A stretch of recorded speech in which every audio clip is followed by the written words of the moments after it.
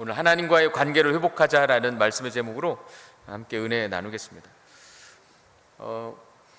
우리 사회에는 점점 혼자라는 어떤 단어가 익숙해져 가고 있습니다. 이제 혼자를 넘어서 아예 그냥 가상 공간 속에 갇혀 사는 그런 친구들도 많아요. 저희 이제 군인들도 이렇게 일상을 이렇게 들어보니까 업무 시간에는 이제 업무를 하고 업무가 끝나면 자유 시간이 주어진대요. 그러면 개인 휴대폰들을 다시 지급을 한다고 합니다. 그러면 모든 이제 장병들이 그 휴식 시간에 거의 휴대폰을 한대요. 뭐 운동하는 친구도 있고 노래하는 친구도 있긴 하지만 거의 다가 이제 다 이 휴대폰을 합니다. 그래서 그 휴대폰 속에서 가상세계라는 곳에 들어가죠. 뭐 SNS나 게임을 할 때도 서로 채팅을 한대요. 그래서 이제 누군지도 모르는 사람과 대화도 하고 이야기도 하는 그런 모습들이더라고요. 우리가 이제 예전에 몇 년 전만 해도 이제 혼자 밥 먹는 거, 혼자 영화 보는 거, 혼자 노래방 가는 거, 혼자 여행하는 거, 혼자 사는 이런 것들이 트렌드가 돼서 우리 사회에 참 큰 어떤 충격을 주었고 이게 이제 세월이 흘러서 지금은 이제 혼자가 아주 익숙해진 너무나도 당연한 그런 시대가 되고 말았습니다. 근데 이런 것들이 특정인에게만 소요된 게 아니라 오늘날 전 지구촌 사람들에게 일어나는 그런 현상이더라고요. 사실 혼자가 편하지 않습니까? 혼자 있는 게 참 누구에게 영향받지 않고 신경 쓸 일 없어서 참 좋기도 합니다. 우리는 가족 관계를 비롯한 대인 관계가 있어요. 부부 생활할 때도 매번 부부가 함께 있는다고 행복하진 않아요. 가끔은 좀 떨어져 있고 싶을 때도 있고 혼자 있고 싶을 때도 있는 거죠. 아기를 양육할 때도 자식을 양육할 때도 늘 아기만 보고 막 즐겁고 행복할 수는 없어요. 어떤 때는 짜증도 나고 너무 힘들기도 하고 그래서 나만의 시간, 나 혼자 그냥 자유다 하고 싶은 그런 혼자의 시간을 원할 때가 있더라는 겁니다. 우리가 이 대인관계 속에서 누군가에 만났을 때 이 스트레스라는 것을 받게 된다는 거죠. 그래서 혼자만의 시간을 필요로 하는 사람도 있고 경제적인 이유로 혼자 있는 것을 당연시 여기고 합리화시키는 사람들도 있다는 거죠. 또 누군가 함께하는 것이 부담스럽기도 해요. 또 불편하게 생각하는 사람들도 있어요. 그래서 혼자라는 자유함을 느끼고 싶다라고 말합니다. 분주한 일상 속에서 혼자만의 시간을 갖고 자신을 성찰하는 건 참 필요한 일입니다. 하지만 이건 인간다운 유대 관계를 통해서만 여러분 행복감을 느끼는 존재가 사람이에요. 사람은 사람과 사람 사이의 관계를 맺고 있을 때 기쁘기도 하고 슬프기도 하고 즐겁기도 하고 외롭기도 하고 이런 모든 유대 관계가 이 관계 속에서 나온다는 거죠. 내가 아무와도 관계를 맺고 살지 않으면 슬플 일도 그렇게 없고 웃을 일도 그렇게 없는 거예요. 외로울 일? 외롭기는 하겠네요. 우리 삶의 이 대인 관계가 그토록 중요하다는 겁니다. 그렇기 때문에 인간관계가 단절되면 해결되지 않는 이 정서적 결핍이 생겨요. 뭔가 상실된 것 같고 뭔가 나사가 빠진 것 같은 그런 마음으로 살아갈 때가 있다는 거죠. 진정한 행복은 관계에서 비롯된다는 연구 결과도 있어요. 미국 하버드 대학교에서 연구한 건데 성인 발달 연구 프로젝트를 진행을 했습니다. 그랬더니 가족, 친구, 공동체와의 사회적 연결이 긴밀하면 할수록 사람은 더 행복하대요. 그리고 더 건강하대요. 그리고 좀 더 오래 산대요. 그러니까 유대관계가 좋아지면 사람은 건강도 해지고 수명도 길어지고 행복해진다라는 겁니다. 그래서 연구의 결론을 어떻게 내렸냐면 좋은 관계는 몸뿐만 아니라 뇌까지도 영향을 준대요. 좋은 영향을 주어서 삶에서 가장 중요한 게 바로 인간관계라는 것을 연구를 했다고 합니다. 그만큼 중요하다는 거죠. 사람과 사람 사이의 관계가 굉장히 중요하다는 거죠. 최고 행복을 느끼기 위해서는 그것을 나눌 수 있는 대상이 있어야 되지 않습니까? 연인이 있으면 그 연인 때문에 밤잠을 설쳐도 너무 기쁘고 즐거워요. 행복해요. 가족이 있기 때문에 이웃이 있기 때문에 그 즐거움과 기쁨을 누리고 산다라는 겁니다. 친밀한 인간관계를 맺고 있는 사람이 그렇지 않은 사람보다도 더 행복하다는 거죠. 그래서 인간의 모든 갈등은 어디에서 옵니까? 관계에서 시작이 됩니다. 관계에서. 누군가 같이 있기 때문에 불편하고 화가 나고 즐겁고 행복하고, 그 사람이 없어서 외롭기도 하고, 그 사람이 함께 있어서 즐겁기도 하고 평화를 누리기도 하고 이런다는 거죠. 모든 갈등은 바로 관계에서 발생하는 거죠. 하지만 그 갈등을 극복했을 때 생기는 힘이라는 게 있어요. 에너지라는 게 있어요. 그게 인간관계에서만 얻을 수 있다는 겁니다. 그러니까 무슨 말이냐면, 사람은 살다 보면 날마다 행복할 수는 없어요. 어떻게 날마다 웃고 삽니까? 어떻게 날마다 기뻐하며 살 수 있습니까? 그러진 못해요. 살다 보면 슬픈 일도 생기고 위로운 일도 생기고 상실감도 갖고 어려운 일도 생긴다라는 거죠.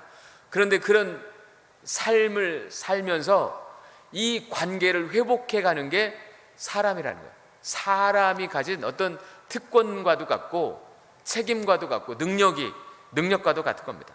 그 갈등을 극복하면서 얻는 에너지, 얻는 힘을 갖고 또다시 웃으며 행복하게 살아갈 수 있는 거죠.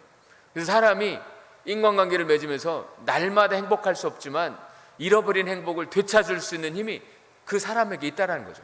그 사람이 그 일들을 감당함으로 행복이 더 유지가 되는 겁니다. 더 오랫동안 유지가 될 수 있죠. 1년 쨍하고 사라지는 행복도 있겠지만 이 상실감을 다시 되찾고 관계를 되찾아가면서 이 행복을 계속 늘려가는 거죠. 1년, 2년, 3년.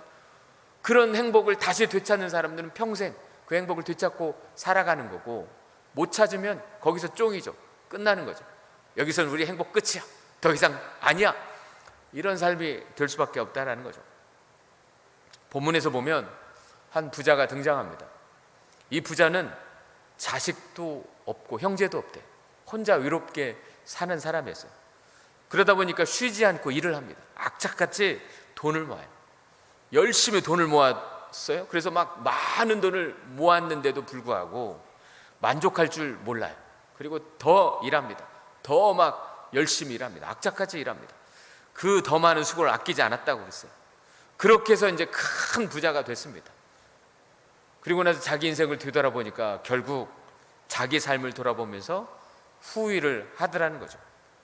왜 나는 누리지도 못하고 내가 번 돈 쓰지도 못하고 도대체 누구를 위해서 이렇게 고생하며 돈 벌었을까 하는 그런 후회를 남기더라는 겁니다.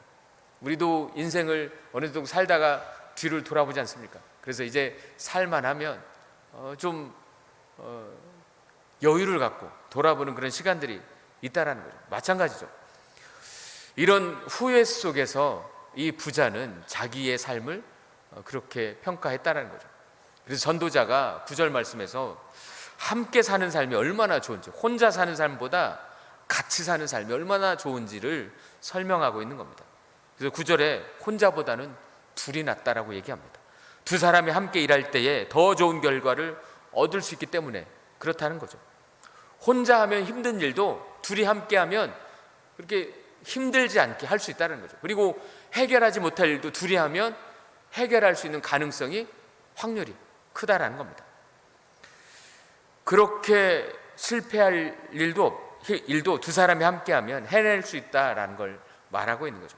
그러면서 11절에 보면 또 두 사람이 함께 누우면 따뜻하거니와 한 사람이면 어찌 따뜻하겠느냐라는 그 말도 해줍니다. 이 11절 말씀은 이 중동 지역이라는 어떤 날씨와 연관이 있는 거예요. 이 성경이 이 중동 지역에서 쓰였잖아요. 그러다 보니까 이 중동 지방 날씨는 낮에는 엄청 덥지만 밤에는 엄청 춥다고 합니다. 그래서 이 기온차가 심해서 밤에 그냥 얼어 죽는 사람도 생긴대요.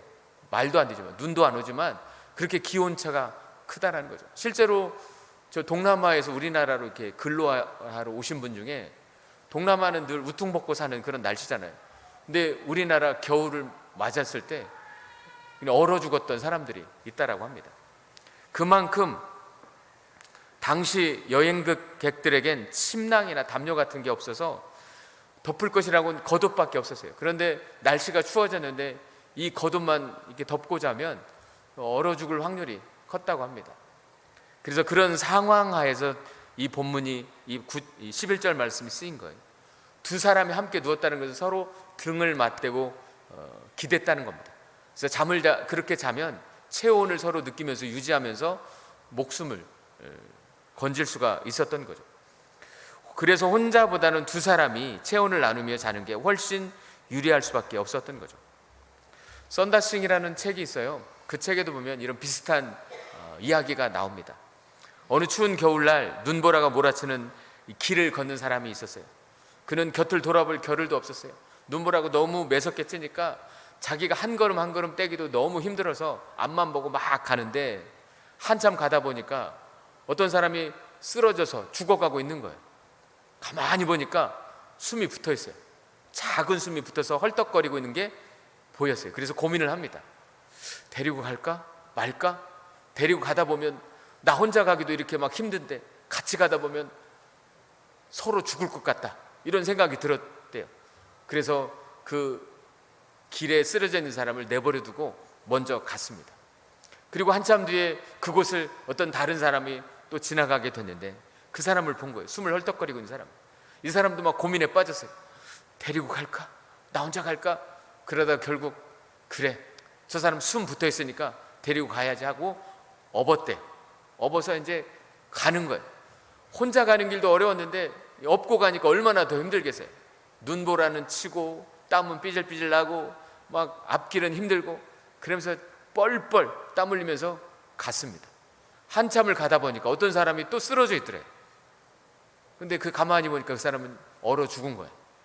근데 그 사람이 누구냐면 먼저 간 사람, 길에 쓰러져 있던 사람을 그냥 버려두고 먼저 간 사람이 그렇게 얼어 죽었다고 합니다. 그러니까 이 이야기의 교훈은 혼자 가면 죽고 함께 가면 산다는 거예요. 힘들지만 함께 갔을 때 서로 의지하게 되면서 서로의 체온을 느끼면서 같이 살게 되었다라는 어떤 교훈을 줍니다. 하나님은 인간을 만드실 때 혼자 잘 살아가도록 만들지 않으셨어요. 함께 살아가도록 했다라는 겁니다. 같이 살 때, 같이 갈 때 서로 살릴 수 있어요. 공동체로 살아가는 건 하나님의 창조 원리입니다. 그렇기 때문에 남자와 여자가 함께 같이 살아가도록 상호 보완적인 존재로 만들어 주신 거죠. 남녀뿐만 아니라 다른 사람과 돕고 협력하며 살도록 우리 사람을 만드셨어요. 그 사람은 사람과 함께 살아갈 때 가장 행복해집니다. 누군가 함께 같이 일할 때 그 일도 즐거워하며 할 수가 있는 겁니다. 이스라엘 백성들에게 고아와 과부와 나그네 같은 이 사회적 약자들을 무시하지 말고 도와주라고 성경은 계속 강조하고 있어요. 이웃을 살피라는 거죠. 위로는 하나님 사랑하고 옆으로는 이웃 사랑하기를 계속 말씀하고 있는 겁니다. 교회는 공동체잖아요. 그래서 같이 살고 같이 일하는 법을 배울 수 있는 아주 좋은 장소가 교회입니다. 교회는 교회 자체로서의 공동체가 있어요. 예배 공동체, 기도 공동체, 말씀 공동체, 식탁 공동체, 전도 공동체, 뭐 이렇게 함께하는 이런 놀라운 것들을 이 교회 안에서 배울 수 있습니다. 그리고 기도도 합심으로 합니다. 우리는 혼자 기도할 때보다 같이 기도할 때, 합력해서 기도할 때 더 힘을 내고 더 놀라운 은혜를 받기도 합니다. 하나님은 서로를 도우며 살라고 이웃을 그렇게 주셨어요. 그 이웃은 가깝게는 부모, 형제 자매가 이웃이 되는 겁니다.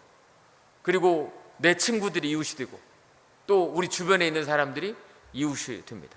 그 이웃과 함께 같이 살라고, 서로 도우며 살라고 그런 이웃들을 우리 가운데 허락해 주셨습니다. 오늘 본문 속의 부자는 어떻게든 혼자 잘 살아보려고 무진장 애쓰고 수고했어요. 그래서 돈 버는 일에 집중했습니다. 그럼에도 불구하고 나중에 자신이 쌓아놓은 부를 누리지도 못했어요. 그리고 내가 왜 이렇게 살았던가 하면서 후회를 했습니다. 우리가 성경에서 이 장면을 다 같이 보았습니다. 여러분은 어떻습니까? 여러분은 지난날 인생을 되돌아보면서 이런 부자와 같은 후회를 하고 있지는 않습니까? 열심히 살았는데 주변에 남아있는 사람은 아무도 없고 아무 어려울 때 나를 도와줄 사람이 단 한 사람이라도 없다라고 생각이 되신다면 여러분 그 인생 얼마나 불쌍한 인생입니까? 내가 어려운 일을 당했어요.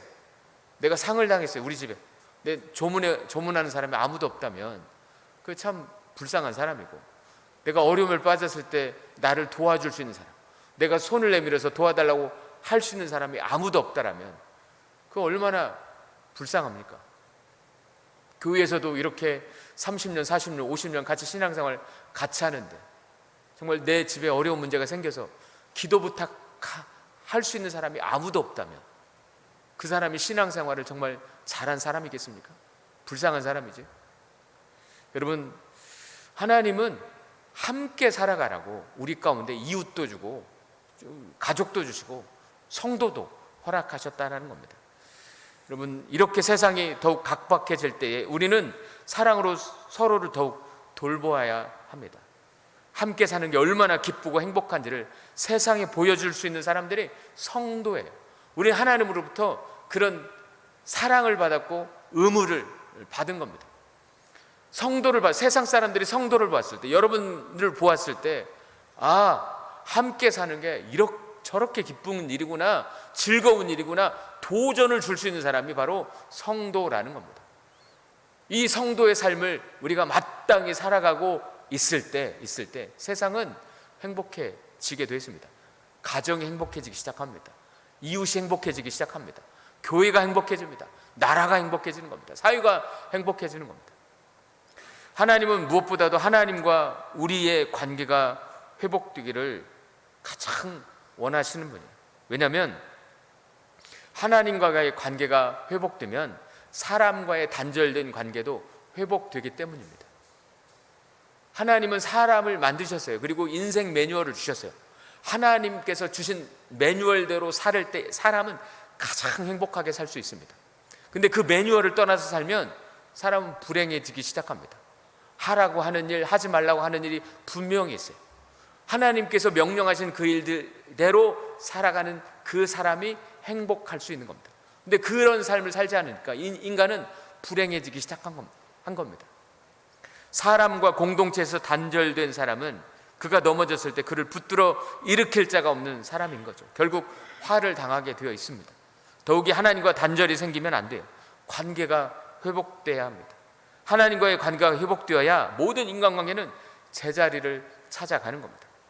현대인들은 내게 유익이 되면 인간관계를 맺고 유익이 되지 않으면 잘 인간관계를 맺으려고 하지 않습니다. 무언가 하나라도 내가 유익이 되니까 저 사람과 다른 사람과 대인관계를 맺고 사는 게 어떤 원칙과도 같아요. 근데 성경은 그렇게 얘기하지 않습니다. 오히려 성경은 우리 가운데 이웃을 유익하게 하는 대인관계를 맺으라고 말씀하고 계세요. 내가 다른 사람에게, 이웃에게 유익이 될 수 있는 사람으로 그렇게 만남을 가지라는 겁니다. 그래서 잠언 3장에도 보면 우리가 선을 베풀 힘이 있거든 마땅히 받을 자에게 마음껏 베풀라고 그랬어요. 베풀 수 있을 때 마음껏 베풀며 살으라는 게 성경의 명령인 겁니다. 신앙생활은 오래되고 직분은 맡았지만 신앙이 자라지 않는 사람이 있어요. 이건 이상한 일이 아니에요. 반대로 이야기하면 신앙이 자라지 않는 사람은 관계의 걸림돌이 있기 때문에 그래요. 하나님과의 관계가 잘못되어 있어요. 하나님과의 관계가 정상적이지 않은 거예요. 그래서 신앙이 안 자라요. 30년, 40년을 살아도 그 사람 신앙이 어린아이 같아요. 이건 하나님과의 관계가 정상적이지 않아요. 하나님을 섬기지 못해요. 하나님을 알지 못해요. 그분의 인생 매뉴얼을 알지 못하는 사람이에요. 그래서 관계가 어긋난 겁니다. 그런 사람은 반드시 사람과의 관계에도 문제가 생긴다는 거죠. 여러 가지 결핍이 생긴다는 거죠. 그러나 관계의 걸림돌이 반드시 나쁜 것만은 아닙니다. 사람이 늘 하나님과 좋은 관계를 맺을 수도 없고 아내와 남편과 정말 기쁜 관계만을 가질 수 없고 부모 자식 간에 늘 행복할 수만은 없고 이웃 간에 서로 돕고 살 수만은 없어요. 인간이기 때문에 가다가 넘어지고 가다가 실수하고 가다가 마음이 상하고 이게 사람이에요. 늘 행복할 수는 없어요. 하나님께도 우리가 늘 어떻게 늘 360일 내가 막 뜨겁게 열정적으로 기도하고 찬양하고 신앙생활 할 수 있겠습니까? 그렇게 하실 수 있는 분 그분은 진짜 예수님이고 성인이겠죠. 우리는 가다가 넘어지기도 해요. 유혹을 받고 미혹을 받기도 하고 화가 나고 승질 나고 이래요. 그래서 가끔씩 우리가 주님의 이 길에서 벗어나기도 하고 넘어지기도 하고 그런 겁니다.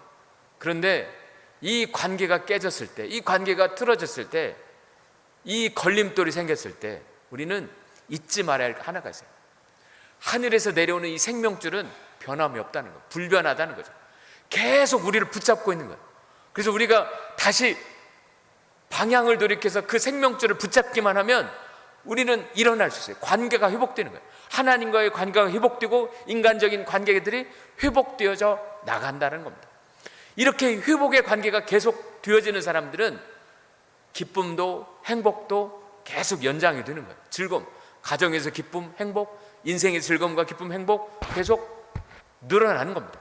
근데 내가 그 생명줄을 못 잡으면, 이 관계가 회복되지 않으면 그 행복이 거기서 끝나요. 멈춰요. 다시 행복하지 않습니다. 부모 자식 간에, 부부 간에, 이웃 간에, 하나님과 나 사이에 그런 것들이 막 회복되지 않으면 인생의 즐거움도 행복도 무너지게 된다는 거죠. 그래서 때로는 이 걸림돌이 우리 가운데 인생의 기회가 됩니다. 하나님을 다시 붙잡을 수 있는 기회, 행복을 되찾을 수 있는 기회, 인생의 걸림돌이 그런 좋은 역할, 기능들을 한다는 거죠. 그래서 여러분의 삶에 뒤돌아봤을 때 내가 누군가와 관계가 좀 서먹하다, 부부간의 관계가 좀 어색하다, 부모 자식 간에 뭔가 좀 찜찜하다, 그러면 기회가 온 겁니다. 여러분들에게 이 영적으로, 육체적으로 다시 살아날 수 있는 기회가 온 거죠. 그 기회를 붙잡으셔야 돼요. 세월은 우리를 기다려주지 않아요. 세월은 그냥 무심히 흘러갑니다. 어느새 흘러가 버려서 다시 오지 않습니다. 여러분, 우리가 기억해야 할 것은 하나님은 우리와의 관계가 회복되길 가장 원하신다는 거죠. 하나님과의 관계가 회복되면 대인과의 관계도 회복되는 거예요. 그래서 솔로몬은 전쟁에서 승리하는 비결은 혼자가 아니라 함께 싸우는 거라고 말하고 있는 겁니다. 12절 말씀 같이 한번 읽어보겠습니다. 12절 말씀 같이 읽겠습니다. 시작. 한 사람이면 패하겠거니와 두 사람이면 맞설 수 있나니 세 겹줄은 쉽게 끊어지지 아니하니라. 네. 구약성경 출애굽기 17장에도 보면 이스라엘 백성이 아말렉과 싸우는 장면이 나와요. 그때 모세가 손 들고 기도하는 기도를 합니다. 모세가 손 들면 이기고 손을 내리면 지는 거예요. 그래서 이 손이 내려가지 않도록 옆에서 두 사람이 도와주죠. 아론과 훌이 도와줘요. 그래서 모세, 아론, 훌이 삼겹줄로 기도합니다. 혼자 기도했을 때는 못할 일을 세 사람이 같이 했을 때 이스라엘이 결국 승리하는 놀라운 일을 하게 되죠. 그런 삼겹줄이 있고, 또 마태복음에도 보면 예수님이 두세 사람이 내 이름으로 모인 곳에는 나도 그들 중에 있다라고 말씀하셨어요. 혼자 기도하는 것보다 함께 기도할 때 더 강력한 이 힘이 나오는 겁니다. 그래서 여러분, 합심 기도할 때 여러분 열심히 기도해 보십시오. 그러면 놀라운 일을 경험하게 될 겁니다. 그리스도인들은 어떠한 일이 있더라도 행복한 가정과 교회를 만들어야 하는 게 책임이라고 저는 생각이 들어요. 왜냐하면 하나님과의 관계가 정상적인 사람은 그렇게 사는 게 당연한 거예요. 그렇게 살아가는 게 당연해요. 위로는 하나님을 사랑하고 옆으로는 이웃을 사랑하며 사는 게 우리 십자가에 예수 믿는 사람들의 삶이기 때문에 그렇습니다. 그래서 하나님과의 관계가 정상적으로 회복이 되면 그런 삶을 살아요. 선을 베풀고 이웃에게 손을 내밀고 고아와 과부와 나그네를 대접하고 살아가는 삶을 사는 게 당연한 거예요. 이 삶을 못 살고 있다면 여러분 다시 돌아가서 내가 하나님과 피상적인 관계가 되지 않았는가 생각해 봐야 돼요. 원만하지 않은 거예요. 하나님과 내가 하나님에게 어떤 기대감도 없고 하나님의 어떤 사용 인생 매뉴얼에 대한 어떤 순종도 없고 그냥 하나님 계시겠지 뭐 이런 식의 삶을 살아가고 있다는 거예요. 그러면 반드시 사람과의 관계 속에서도 회복이 일어나지 않습니다. 피상적인 관계가 될 수밖에 없다라는 거죠. 그래서 누구에게나 시간을 되돌릴 수만 있다면 여러분 딱 한 번만이라도 그때로 돌아가고 싶은 마음이 있지 않습니까? 우리는 아픈 기억이 있잖아요. 슬픈 기억, 돌아가고 싶은 기억. 그때로만 돌아가면 뭔가 바꿀 수 있을 것 같고 돌이킬 수 있을 것 같은 그런 시간들이 있습니다.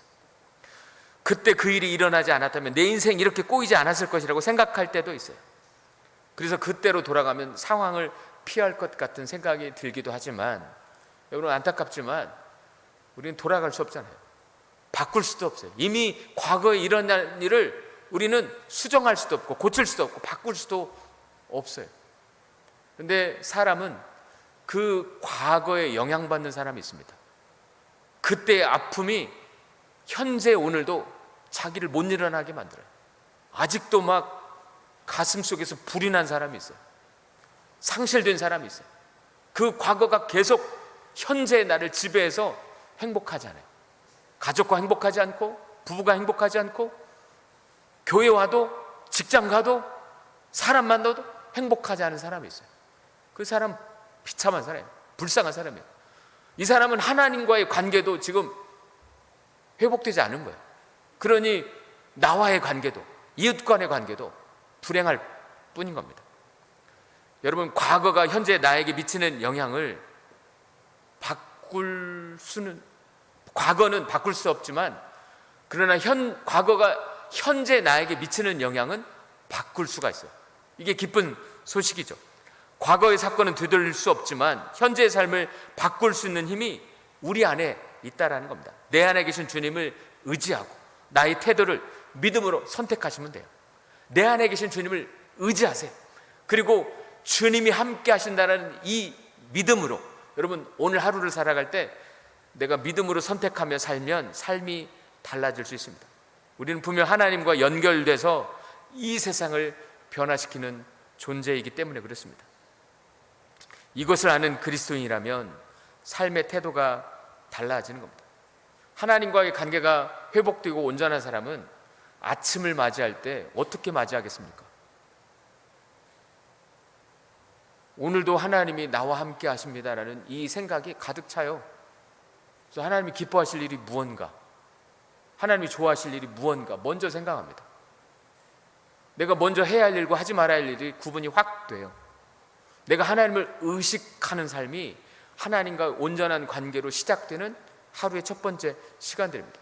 내가 하나님과의 관계가 정상적이지 않으면 다른 걸 생각하겠죠. 오늘 필요한 돈을 생각한다든지 어떤 일상을 생각한다든지 그러겠죠. 하나님과의 관계가 회복되었다는 것은 먼저 하나님과 관계가 회복되어져야 사람과의 관계가 회복되어진다는 것을 알기 때문에 하나님과의 관계 속에서 하루를 첫 번째 시작할 수 있는 겁니다. 그리고 내가 하는 일을 하나님께서 함께하고 계신다는 사실을 인정해요. 알고 있어요.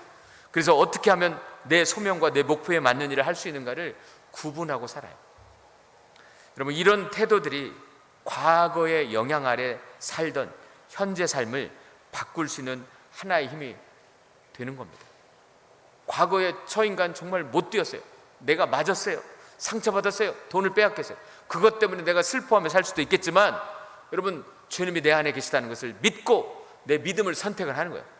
그런 영향을 내가 받았지만 그거 털고 내가 오늘 주시는 하나님의 은혜를 가지고 살겠노라고 다시 한번 다짐하는 겁니다. 그리고 일어서는 겁니다. 그러면 과거에 영향받지 않고 살아갈 수 있는 현재의 삶을 누리는 거죠. 그 현재의 삶 속에서 하나님이 주시고자 하시는 기쁨, 행복을 갖고 살 수 있다는 거죠. 사실 인생에서 소중한 건 살아보니 거창한 게 아니지 않습니까? 우리도 살아보니 인생에서 소중한 건 아주 사소한 것들, 소소한 것들입니다. 그냥 아침에 떠오르는 태양의 햇살을, 일출을 바라보는 것도 참 행복함이더라고요. 돈 버느라 이 부자처럼 악착같이 일하느라 이 일출을 볼 시간이 없어요. 그냥 1년에 한 번 새해 그 일출 보겠다고 바닷가로 산으로 가서 그냥 어렵게 그거 한번 보고 쳐다보는 게 전부예요. 근데 하나님은 이 일출을 매일 줘요. 매일. 소소하고 사소한 그 일상 중에 그냥 무심코 던져두시듯이 그냥 주셨단 말이에요.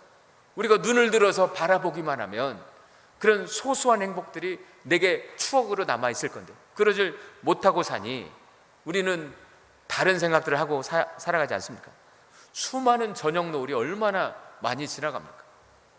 저도 우리 성도님들이 우리 순천에서 정말 와온 해변이 정말 저녁 노을이 예쁘다고, 그래서 그걸 보고 싶어서 내가 언젠가는 가야지, 이날 가야지 막 생각을 했다가 일하느라 잊어먹어요 다. 그래서 아직까지 그 저녁 노을을 지금도 못 보고 있어요. 10몇 년을 생각만 하고. 쉽지 않은 일이더라고요. 쉽지 않아요. 근데 그러나 저희 집에서 아니면 우리 교회에서 지는 해는 가끔씩 봅니다. 지는 해는 뭐 어디 나갔을 때 이제 보기도 하죠. 근데 그 저녁 일몰이 그렇게 아름답지 않습니까? 그게 인생을 살면서 별것 아닌데 소중한 추억이 됩니다. 잠들기 전에 고요한 순간이 있어요. 정말 하루를 돌아보고 주신 은혜에 감사하고 하는 그런 짤막한 그런 고요한 시간이 있어요. 근데 많은 사람들이 이걸 놓치고 삽니다. 바쁘게 일하다 보니까 몸이 피곤하니까 어서 자, 그냥 씻고 잠들어 버리고 생각할 겨를이 없어요. 뭐 TV 드라마를 보거나 스포츠를 보거나 그러다가 잠들어 버리고, 애들은 막 공부에 지쳐서 막 공부하다가 그대로 엎어져 자고. 잠깐의 그 고요한 시간 하나님은 늘 주셔요. 우리 가운데 늘 주시는데 우리는 모르고 지나갑니다. 어떤 사람은, 죽음 앞에 있는 사람들은 참 이 고요한 시간을 누리는 것도 참 행복이라고 생각할 겁니다. 인생의 마지막에 건강을 다 잃어버려서 자식들의 손에 이끌려 살 수밖에 없는 육체가 되었을 때 다 인생을 되돌아보지 않겠습니까? 더 이상 혼자 살아가기가 불편하면 또 요양병원에 가야 되죠. 요양병원에서 있어야 되는 그 당사자의 심정, 이런 것들에 대한 생각을 가서 하기보다는 먼저 할 수 있다면 그래도 좀 준비하고 당황스럽지 않게 내 마지막을 맞이할 수 있진 않을까, 이런 생각도 하게 되는 게 그런 고요한 시간 같더라고요. 근데 시간은 나를 기다려주지 않아요. 우린 주어진 시간이 너무도 많은 것처럼 착각하고 살기 쉽더라고요. 잠시라도 부모를 떠나 있으면 불안해하던 아이가 어느새 커버리지 않습니까? 벌써 세월이 이렇게 흘렀어? 벌써 애들이 이렇게 자랐어? 우리의 시간도 어느새 이렇게 지나가 버리지 않았습니까? 가족과의 단절은 소중한 인생을 잃어버리더라고요.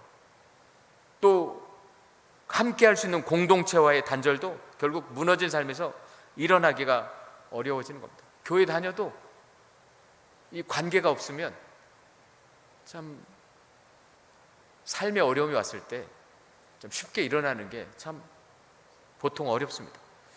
좋은 태도가 있는 관계는 인생의 소중한 것을 회복하게 합니다. 어느새 커버릴지 모르는 어린 자녀의 손을 잡고 동네 산책하는 게 그게 뭐 대수입니까? 어렵지 않아요.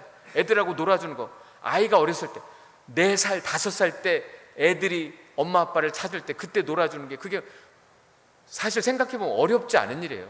근데 그 어렵지 않은 일을 못해요. 대부분의 부모들이 잘 못하는 것 같습니다. 아이들이 청소년기에 부모가 필요할 때가 있더라고요. 근데 서로 바쁘잖아요. 부모는 돈 벌어야 되고 자식들은 공부해야 되고, 그러니까 서로의 의로움을 나누고 달랠 수 있는 이 가족이란 공간이 있음에도 불구하고 서로 바쁘다는 이유로 만나지 못하고 그냥 세월이 흘러버린다는 겁니다. 바쁘고 분주한 삶에서 어려운 일 같아 보여도 사실은 그 일들을 하면 나의 자녀들에게 아름다운 추억이 되게 하잖아요. 인생의 아름다운 추억들이 기억나고 생각나는 사람들이 정말 여러분 행복하지 않겠습니까? 평생 곁에 있을 것 같은 아내와 남편이 어느 날 문득 내 곁을 떠났을 때 우리는 아쉬워하고 미안해할 수도 있을 겁니다. 못다한 말이 있잖아요. 왜 그런 말을 못 해줬을까? 왜 그런 인사를 못 해줬을까? 미안하고 아쉬운 마음이 분명히 있을 겁니다. 세월은, 시간은 기다려주지 않고 갑니다. 그렇게 든든하고 따뜻했던 부모님의 품을 잃어버린다면 살아가는 길들이 잠시 비뚤어질 수도 있고 힘을 잃어버릴 수도 있지 않겠습니까? 여러분들도 다 부모님들을 떠나버리시는 분들도 많이 계시잖아요. 그랬을 때 그 상실감, 예전에는 그 부모님이 계신 그 든든함이 있었는데 이제는 내가 부모로서, 내가 가장으로서, 어른으로서 책임져야 되고 또 이끌어갈 그런 무거운 것들도 있지 않습니까? 나를 격려하고 위로하던 사람들, 함께 울어주고 있었던 사람들, 그리고 손을 내밀어 준 고마운 사람들이 곁에 있을 때 우리는 힘이 납니다. 그리고 어떤 어려움 삶에도 용기를 내고 우리는 살아갈 수 있게 됩니다.